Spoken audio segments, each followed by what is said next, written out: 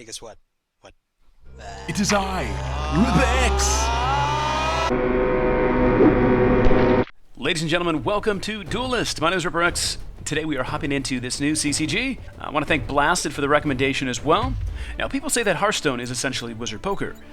I would say that Duelyst is Wizard Chess. Duelyst is kind of like Hearthstone and Final Fantasy had a baby. They're been molded together, add some RPG elements. It's pretty exciting. We're going to kind of jump into it. Again, kind of early playthrough for me. I've played this game for the last week, kind of getting used to it. Obviously, the tutorial is very important. So anyways, let's quickly go over the definition of Duelyst. Duelyst is a competitive strategy game focused on tactical combat, squad building, and ranked ladder play. Each battle is a 1v1 match between two online opponents. Gameplay in Duelyst is turn-based, with players taking turns to play cards from their hand. Then cast powerful spells, equip mighty artifacts, or summon deadly minions to move or attack for them on the battlefield. Now, each match is pretty fast-paced, give or take about 10 minutes, just depending on who you play against. Again, a pretty simple winning objective. You want to reduce the enemy general's health to 0.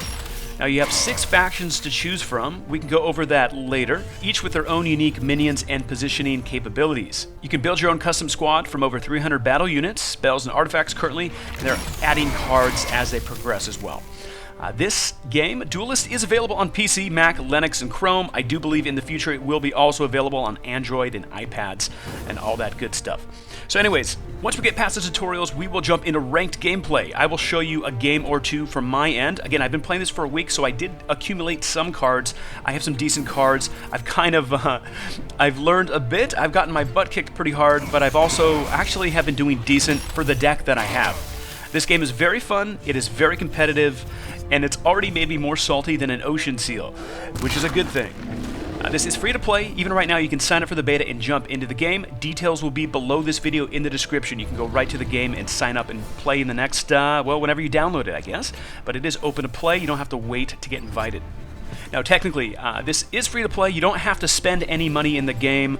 As you play and level up your generals, you do get gold, you do get orbs. Orbs is obviously orbs are going to be basically your card packs. You get an orb, you can open up the orb, and you get cards out of that orb. Again, pretty easy to gain gold. There's also something else called Spirit. Spirit is what you need to craft cards. If you don't spend any money in the game, not a big deal. I haven't spent any money on the game yet, and I've been able to accumulate cards. That said, there's some people that are very impatient. If you're impatient, you can spend a couple bucks and get some orbs, and then you can get more cards that way. If you get a legendary card, you can disenchant that and end up getting a bunch of Spirit, and you can start to craft cards you really like. Now, the big thing with 6 different factions is, again, each faction is going to have class-specific cards, faction-specific cards. Each general has different abilities. Some generals are a lot more melee-based. Some, like my Songhai, are range-based and do a lot of stuff with backstabs, etc., etc. For each general, once you hit level 11 with that general, you get an orb. Also, as you level up with your generals, you do get class-specific cards with those. So it's going to be important to, level up all the factions eventually. And obviously, you're going to find one of these factions to be your favorite. Maybe there might be multiple. It just depends. There's quests as well in this game. I think each day you can jump in and do a quest, and you get gold for that. And sometimes you get orbs as well, just depends. Now, the tutorial modes have a ton of objectives. You're going to be able to garnish gold, orbs, and spirit that way as well. There is something called the Gauntlet, which is going to be kind of like Hearthstone's Arena. You can jump into the Gauntlet. I think it's 150 to jump in and play, and then you pretty much get to pick a faction, then you get to pick a deck based out of that. And again, very similar to Arena. Anyways, let's jump into some ranked games, and I'll show you kind of the basics here. I'll show you how to lose a game. Just kidding. The tutorial is fun, but actually playing a ranked game against a real player is a lot more fun in my opinion. So let's fast forward a bit and see what we can do here.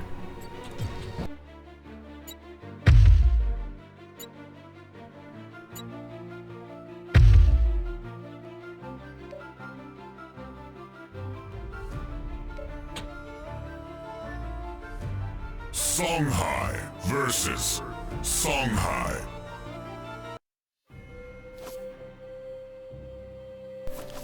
Okay, well, welcome to the party, guys. This is officially ranked. Granted, I just started a new season here every month. A new season starts here in Duelyst. So we are in Silver Division. You do start out in Bronze Division. Once you get past Bronze, in Bronze, if you lose, you don't go back down, basically. You don't go back up. In Silver, once you get to Silver, If you do lose, you go back in rank. In any case, we have one or two cards to replace here, actually. I'm going to hold on to Miss Dragon Seal.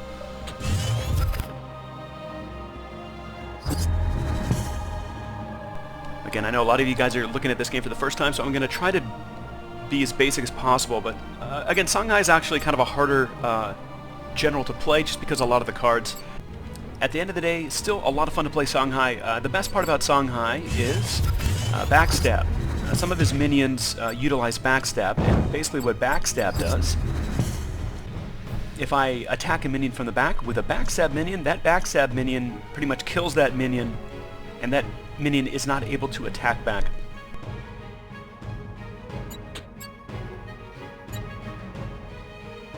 Okay, we're going to put on Blood Range Mask. This is an artifact. Whenever you cast a spell, deal 1 damage to your enemy general.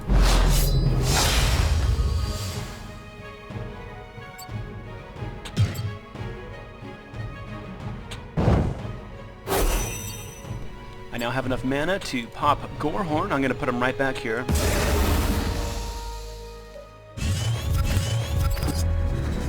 This is a nice little minion as well, Jaxi. When Jaxi dies, it summons a 1/1 ranged mini-Jax in a random unoccupied corner.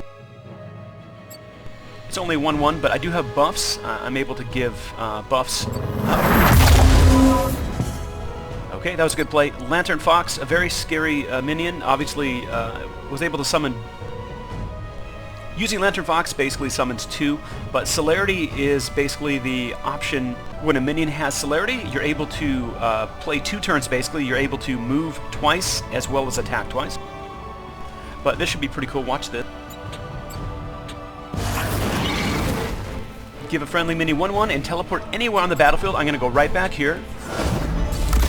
And again, because Gorehorn does have Backstab, I'm going to be able to kill this minion without having him attack back. Another cool thing about Gorehorn, every time he attacks, he gains 1/1. Then we're going to go ahead and use Phoenix Fire. This is going to go ahead and kill this other Lantern Fox. Those are scary minions. You want to get them off the board pretty much as quickly as possible. Let's go ahead and attack face real quick.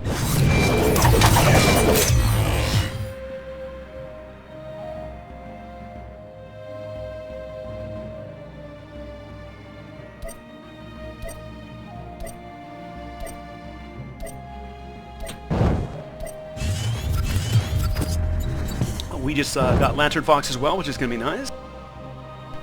The trick with Lantern Fox is, again, you're able to attack twice with these guys. So what you can do is you can buff them up like this, for example.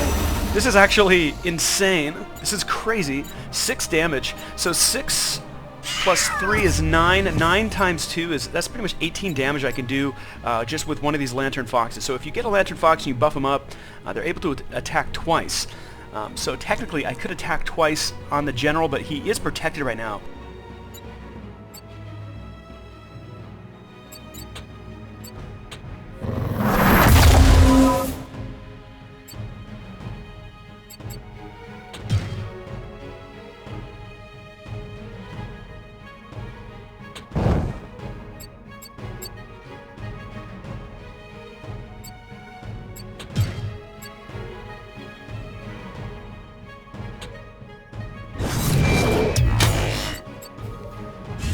So what I want to try to do is make sure that he doesn't have a minion behind him, and if I can get behind him,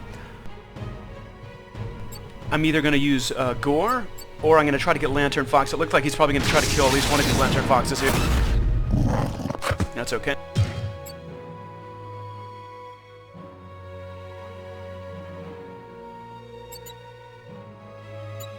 Killing Edge, another really good spell here. Give a friendly minion 4, +4, +2. That minion has Backstab, draw a card at the end of your turn. That's not good. So my Gore's going to die pretty hard here.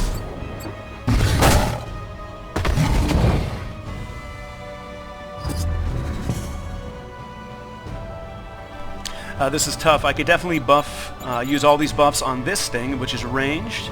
I don't know if it's going to be enough, though. Now, another thing that's cool is certain minions have something called Fly. Now, when you drop a flying minion on the board, a flying minion can pretty much go anywhere on the board. They can move anywhere on the battlefield.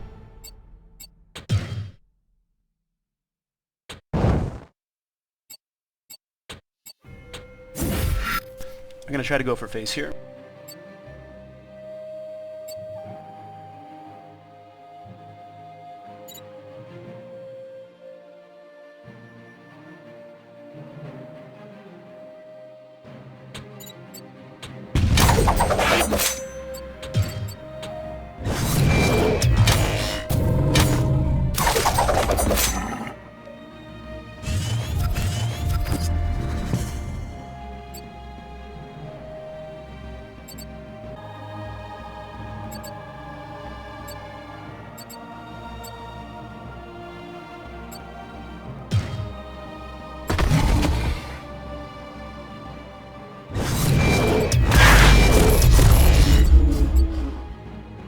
Actually, this could be the game here. What I can do is I can buff my general here 3 times, which is 9 damage. 9 damage plus 2 is going to be 11, so it should be enough. I don't think I'm going to die here. He's doing a decent amount of damage to me, though.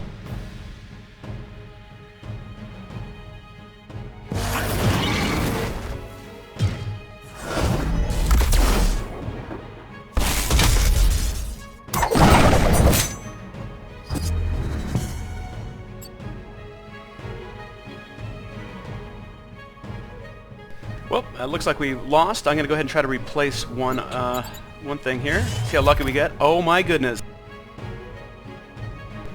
We just won the game, guys. Check this out. Alright, so inner focus. Reactivate an exhausted friendly minion with 3 or less attacks. So what I can do here is obviously pop my Viper. I'm going to activate her. Now she's able to play. Since she has fly, she can go anywhere on the battlefield. Nice thing about her, backstab does a nice chunk of damage. We have 2 to go here, so let's see if we can actually get lethal here. It looks like this is going to be lethal. Backstab, 12 damage. All right. Victory. All right, that was a satisfying win. I was pretty much one one round away from losing that, but I got lucky. I got the right card at the right time. Nice thing about this too, once you win, you can actually tip gold. If you had a really good match with an opponent, you can tip them 5 gold for just saying, hey, good game. It really just depends.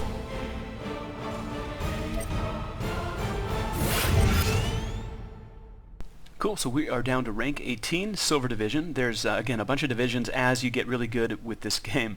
And obviously, having a really good refined deck is going to be super important as well. My deck is not super amazing. It's a good starter deck, and I'm actually starting to get some better cards.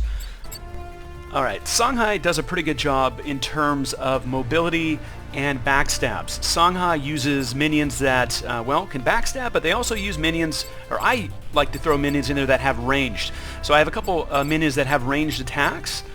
Range is going to be, obviously, you know, you can attack anywhere on the battlefield.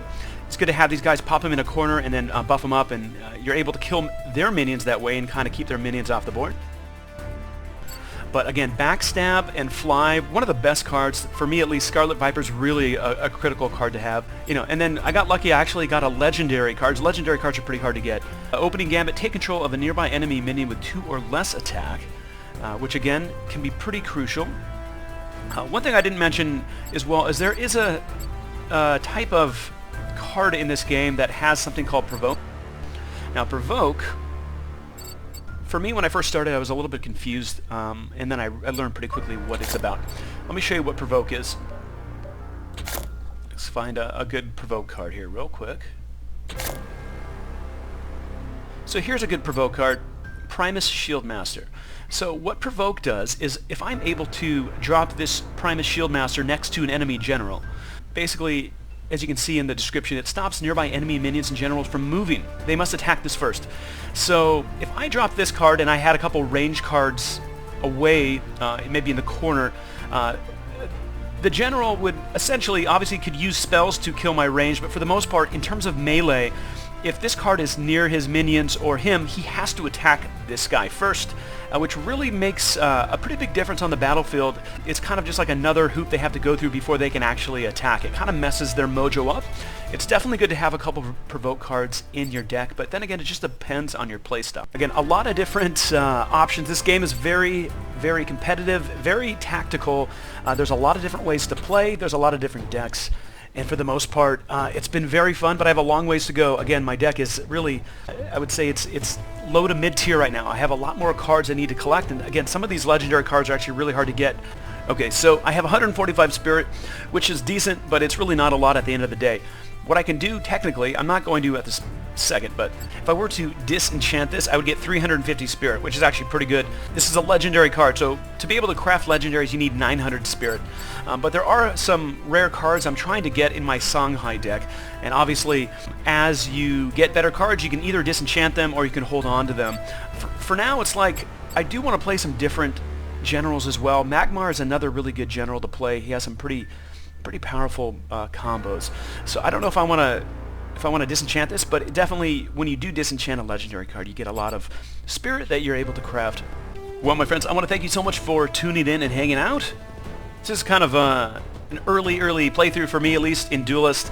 Duelyst is awesome. It's very fun, very addicting. Once you kind of go through the tutorial and kind of figure out the basics of the game, it gets really fun. Again, in my opinion, this is wizard chess at its finest.